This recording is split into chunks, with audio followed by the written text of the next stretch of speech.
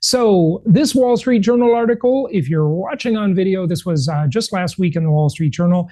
It says home buyers start to come off the sidelines, even as rates and prices stay stuck. A new baby, a new job, and other big events spur some to quit waiting.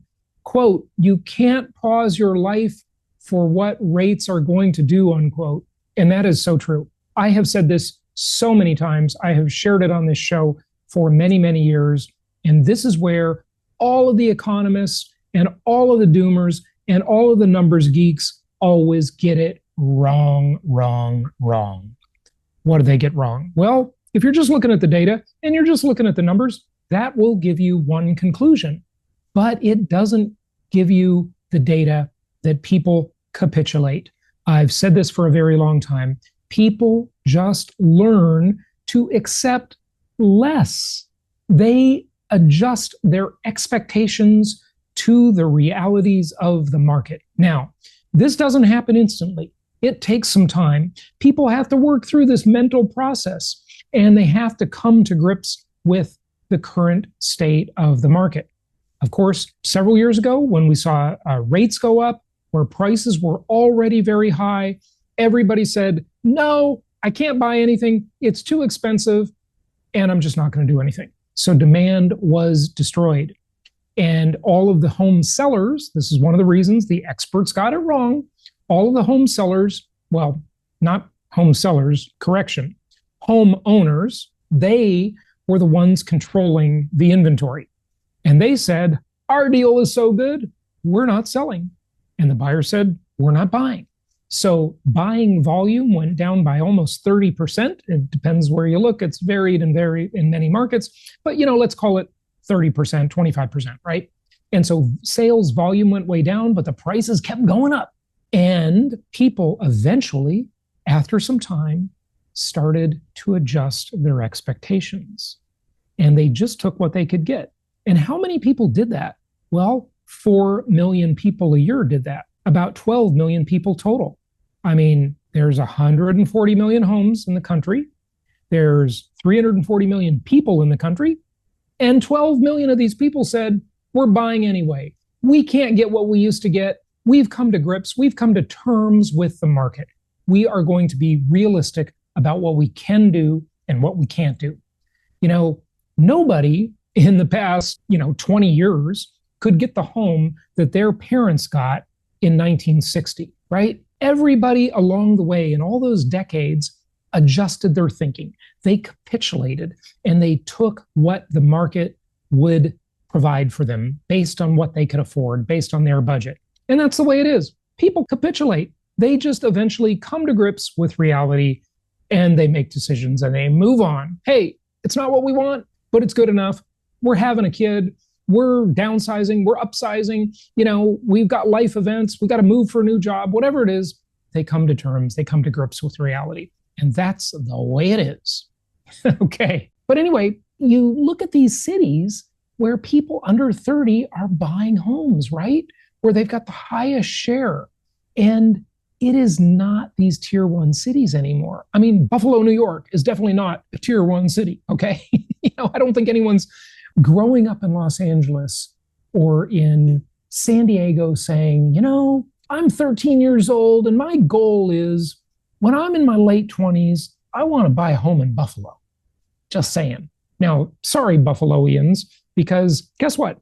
That's where my family's from, upstate New York, between Buffalo and Rochester. And as a young kid, I don't really remember much about it, but I used to live in Rochester, actually. So Buffalo, Rochester, I know that area, okay? Anyway, this is the point of capitulation. This shows you that people adjust their expectations because they can't afford a home in LA or Miami or New York or Seattle or San Francisco or any of these places. But they used to be able to afford that. They used to be able to afford these tier one areas. This is what inflation does. It destroys the standard of living. But oddly, the standard of living, actually, even though it's less expensive, may be better in some of these places. I mean, we don't have to talk about what's happened to many cities in California with Gavin Newsom's ruining them, with a homeless population, with the crime, with the It's just out of control. But that's another topic. Okay, remember, the one thing you absolutely positively must have if you want to have a real estate crash is you must have tens of millions of homeowners that are in dire straits, that are in desperate circumstances, that need to sell their home.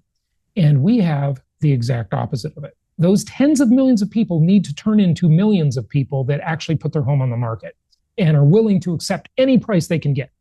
And we have the exact opposite of that, as I've been talking about for several years now. We have tens of millions of people who are extremely comfortable, that have cheap mortgages, that don't want to sell, that don't want to move, that aren't giving up their homes because their home is too good a deal, right? That's what we have. Look at this article. This is from Mike Simonson, who's been on the show many times before. In fact, I just had dinner with him a week and a half ago in San Francisco when I was up there. Mortgages may be the sunny spot in a cloudy U.S. economy. New FHFA data shows that, did I say FHFA? I think, yes, I did. Remember, the brain ain't what it used to be always, right? New data shows that the current mortgage borrowers are in a strong position to weather an economic downturn. And they are. Remember that study I did a couple of years ago when I was saying to all of the crash bros and all of the doomers that they were wrong? And they were wrong because look what happened. Where's the crash they all been predicting, right? Just didn't happen. So all of these doomers told me that I was wrong and that there would be a real estate crash because massive unemployment was coming. Well, that didn't happen. They were wrong about that. Now, hey, the jobs picture ain't quite as good as it was. And I know it's manipulated, but it's always been manipulated. Okay, so compared to what, right? If they manipulated it in 1980, in 1990, in 2000, 2010, and 2020, they're still manipulating it. Okay, it's just the manipulated data compared to the manipulated data. It's okay.